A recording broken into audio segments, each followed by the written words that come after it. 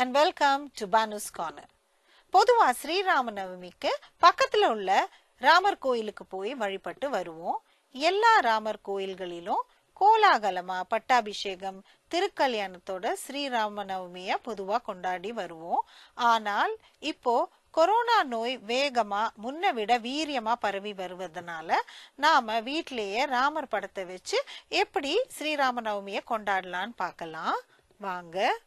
அதுக்கு முன்னாடி நீங்க இன்னும் பானுஸ் கார்னருக்கு சப்ஸ்கிரைப் பண்ணலைன்னா சப்ஸ்கிரைப் பண்ணுங்க. கீழே உள்ள பெல் ஐகானை பிரஸ் பண்ணுங்க. பகவான் ஸ்ரீ விஷ்ணுவின் 7வது அவதாரமான ஸ்ரீராமனோட பிறந்த நாளை தான் நம்ம ஸ்ரீராம நவமியா கொண்டாடுறோம். சித்திரை மாசம் வளர்ப்பிறையில வரக்கூடிய நவமி திதியில ஸ்ரீராமன் அவதரித்தார். சில ஆண்டுகள்ல இந்த விழா பங்குனி மாசத்துல வரும். மனிதர்களான நாம் எப்படி வாழணுங்கிறத மக்களுள் ஒருவரா வாழ்ந்து உலகத்துக்கு எடுத்துக்காட்டி வாழ்ந்தவர் ஸ்ரீராமர். நீதி நெறி தவறாமல் ராமன் தனது வம்சத்தையும் ராஜ்யத்தையும் ஆண்டு வந்தார்.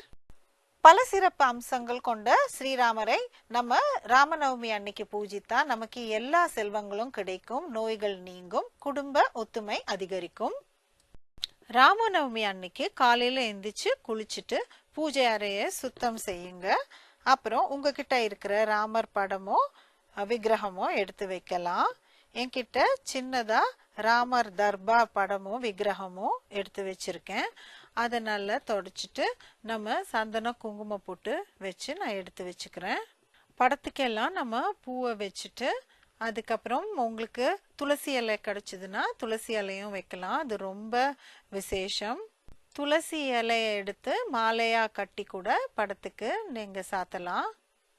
பொதுவா ராமநவமிக்கு எளிமையா சுலபமா செய்யக்கூடிய பிரசாதமான பானகம், நீர்மோர், கோசாம்பரி செய்வாங்க.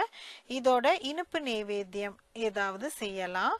பாயசம் விசேஷமா ராமருக்கு நைவேத்தியமா செய்வாங்க. சக்கரை பொங்கல் கூட செய்யலாம். உங்களுக்கு எது வசதியோ அதை செஞ்சுக்கலாம்.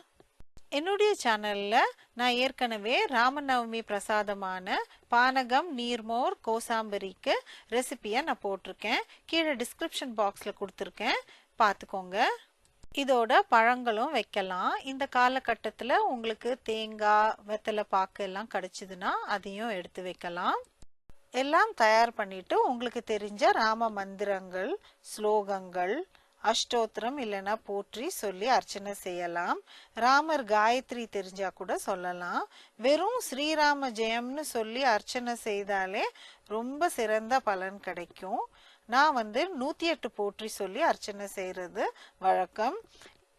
ராமர் கீர்த்தனைகள், ராமர் பஜன் தெரிஞ்சா பாடலாம். இதோட ராமாயணத்தை படிச்சாலோ கேட்டாலோ சிறந்த பலனை கொடுக்கும். விஷ்ணு சஹஸ்ரநாமம் தெரிஞ்சா அதை சொல்லலாம். அது தெரியலன்னா விஷ்ணு சஹஸ்ரநாமத்துல வர இந்த ஸ்லோகத்தை 3 தரம் சொல்லி விஷ்ணு சஹஸ்ரநாமம் முழுசும் சொன்ன பலனை நம்ம பெறலாம்.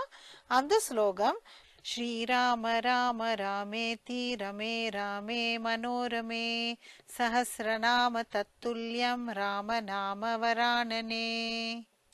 மந்திரங்கள், ஸ்லோகங்கள் இதையெல்லாம் சொல்ல முடியாதவங்க ராமா ராமான்ற ராம நாமத்தை சொன்னாலே ராமரோட அருளை பெறலாம். அடுத்ததா தூப தீப ஆரத்தி கொடுத்து பூஜையை நிறைவு செய்யலாம்.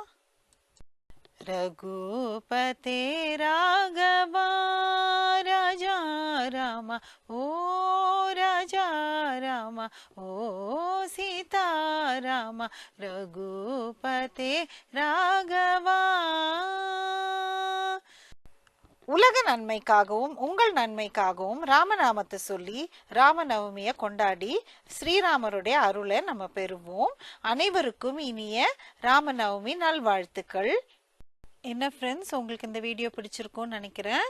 பிடிச்சிருந்ததுன்னா லைக் பண்ணுங்க, ஷேர் பண்ணுங்க, பானுஸ் கார்னருக்கு சப்ஸ்கிரைப் பண்ணுங்க. அடுத்த வீடியோல சந்திப்போம். தேங்க்யூ, பாய்.